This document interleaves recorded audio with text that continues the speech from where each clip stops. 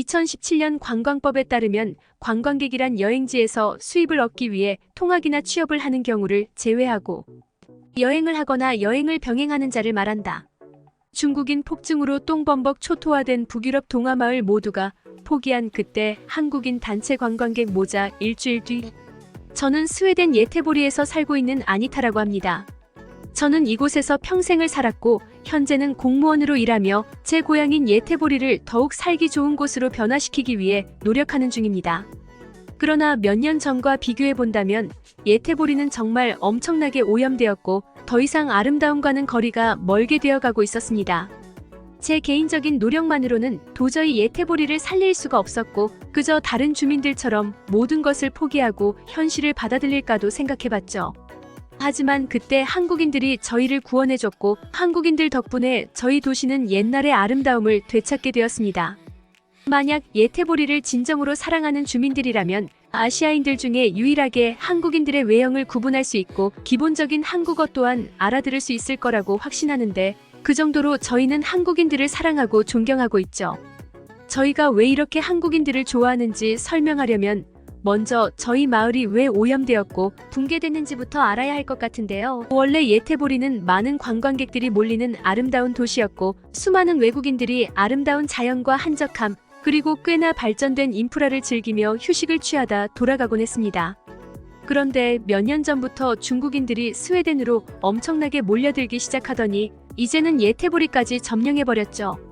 조용한 것을 미덕으로 삼고 늘 사람들 간의 물리적, 정서적 거리를 유지하던 스웨덴 사람들과는 달리 중국인들은 언제 어디서나 시끄럽게 떠들어서 자신들의 존재감을 널리 알렸을 뿐만 아니라 중국인들에게는 물리적 거리에 대한 개념이 아예 없는지 공간이 많이 남음에도 사람들과 딱 붙어서 가거나 모르는 사람의 신체를 함부로 만지는 매너 없는 행동을 보이곤 했습니다. 소심하고 말이 없는 스웨덴 사람들은 이들의 행동에 불쾌감을 느끼면서도 그들에게 대놓고 핀잔을 주지는 않았습니다. 하지만 저희가 도저히 참을 수 없는 게 하나 있었는데요. 그건 바로 중국인들은 남녀노소에 관계없이 배변을 아무 데서나 봤다는 것입니다.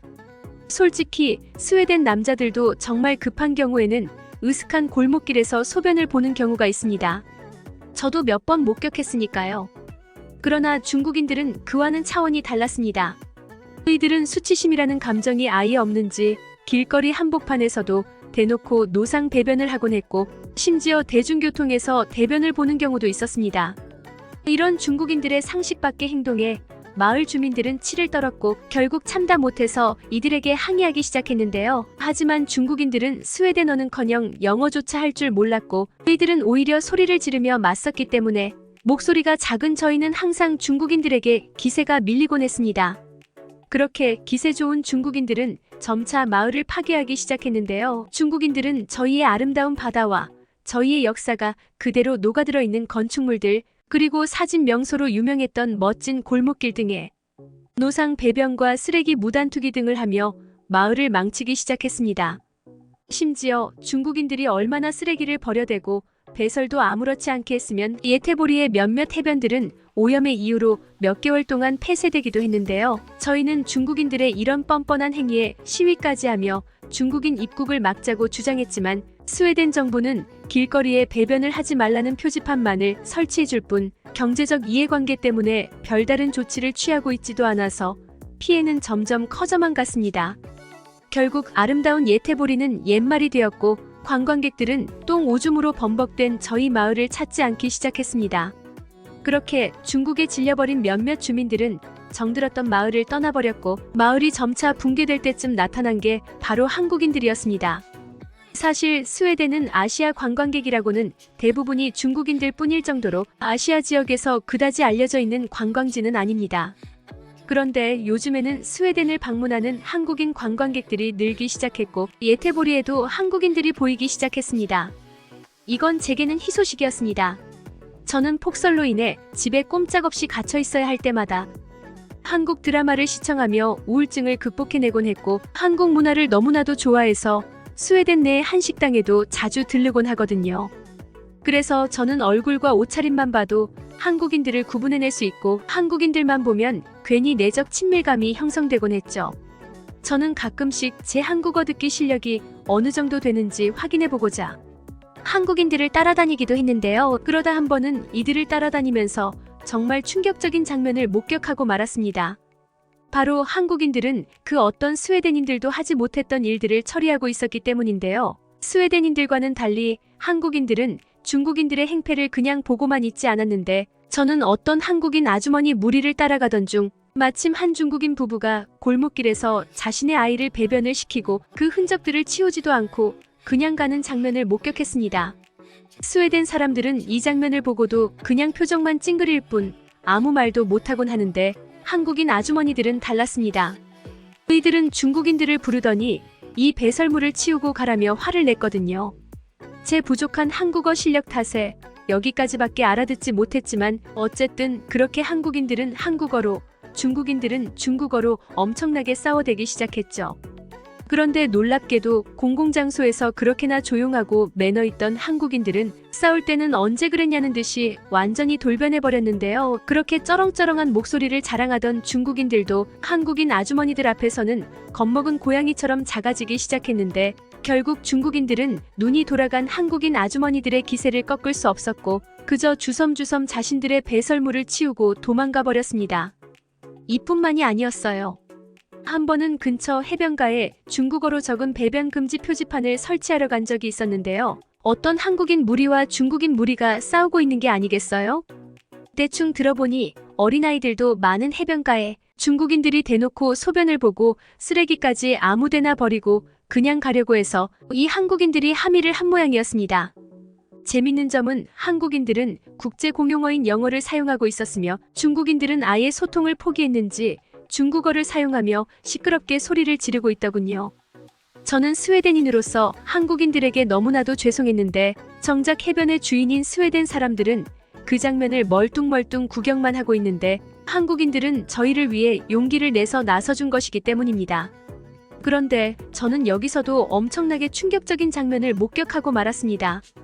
그렇게 드세고 자존심이 강한 중국인들이 한국인들의 큰 키와 다부진 체격, 그리고 엄청난 기세에 겁을 먹었는지 점점 목소리가 기어들어가기 시작했고 결국 자신들의 쓰레기를 챙겨서 달아나 버렸거든요. 어떻게 그렇게나 악명 높은 중국인들을 이렇게나 쉽게 제압할 수 있는지 저는 한국인들의 강력한 카리스마에 반해버렸습니다. 사실 한국 드라마에서 보던 한국인들의 신사적이고 멋진 모습과 한국 사극에서 보던 한국인들의 강력한 전투 능력을 보면 매치가 잘 안 됐던 게 사실인데요. 평소에는 그렇게나 신사적이었던 한국인들이 싸울 때는 완전히 돌변해버리는 모습을 보고, 이래서 한국이 수천 년간의 외세의 침략을 모두 막아낼 수 있었던 것이며 위기의 순간에도 강력하고 악착 같은 정신력으로 극복하며 결국 경제대국으로 발돋움한 거구나 싶었습니다. 그런데 한국인들의 멋지고 책임감 있는 모습은 여기서 끝이 아니었습니다. 저희 민원실에 중국인들의 길거리 배변을 신고하는 사람들은 거의 다 한국인들이었는데요.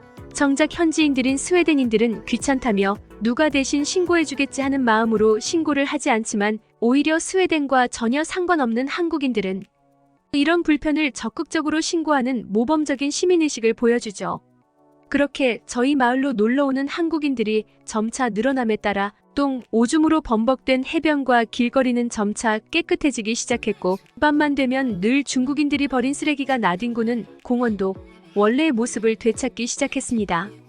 그리고 어깨를 펴고 기세등등하게 거리를 활보하던 중국인들은 이제 한국인들의 눈치가 보이는지 점차 조용히 다니기 시작했고, 그렇게나 시끄럽던 중국어 소리도 잘 안 들리기 시작했죠.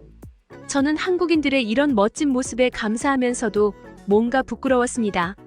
저희 마을은 저희가 직접 지킨 것이 아닌 한국인들이 대신 지켜준 것이기 때문입니다. 심지어 한국인들은 생색내기를 그 무엇보다 싫어하는지 중국인들로부터 저희 마을을 지키고도 그냥 사라져버리기 때문에 아직까지도 많은 주민들이 한국인들의 선행에 대해 잘 모르고 있거든요. 그래서 저는 한국인들의 용감함과 시민의식을 널리 알리고자 마을 일간지와 게시판에 마을에서 일어난 선행을 소개하는 란을 새로 만들었습니다. 그리고 그동안 제가 목격했던 한국인들의 선행을 낱낱이 게시하기 시작했죠. 중국인들은 이런 편파적인 내용을 싣지 말라고 항의했으나 저는 명백한 사실을 적은 것일 뿐이고, 어이없게도 이들은 항의를 할 때조차 중국어로 하거나 번역기 앱을 사용했기에 저도 그들이 그랬던 것처럼 못 알아듣는 척을 하며 무시했습니다. 중국인들의 행패가 겁나기도 했지만 한국인들이 보여준 용기에 비한다면 제 용기는 아무것도 아님을 잘 알고 있기에 절대로 멈추지 않았죠. 결국 이런 제 노력이 빛을 발했는지 점점 더 많은 마을 사람들이 한국인들을 좋아하기 시작했습니다. 얼마 전까지만 해도 아시아인들은 전부 중국인이라고 생각했던 마을 사람들은 한국인 관광객들을 중국인으로 착각하곤 했는데 이제는 제 주위의 친구들만 봐도 자신의 맥주집에 오는 한국인들에게는 웰컴 드링크를 무료로 주고 있고 아이스크림 가게를 운영하는 친구는 한국인들에게만 한 가지 맛을 추가로 선택할 수 있게 하는 등 저희는 한국인들의 용기에 저마다의 방식으로 감사를 표하고 있습니다.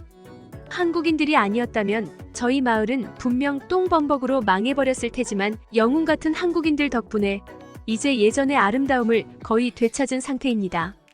아마 한국인들은 불의를 보면 못 참는 성격을 가진 멋진 사람들이라 자신들이 저희를 살렸다는 생각조차 못하고 있을 것 같지만 적어도 저는 한국인들의 선행을 알릴 의무가 있다고 생각하기에 이렇게 글을 작성해 봅니다. 이 외국인의 글은 여기까지입니다. 한국인들 덕분에 예전의 모습을 되찾을 수 있었던 스웨덴 마을에 대한 사연이었습니다. 한국 사람들은 항상 가족과 친척을 우선시하고 가정을 세심하게 돌봅니다.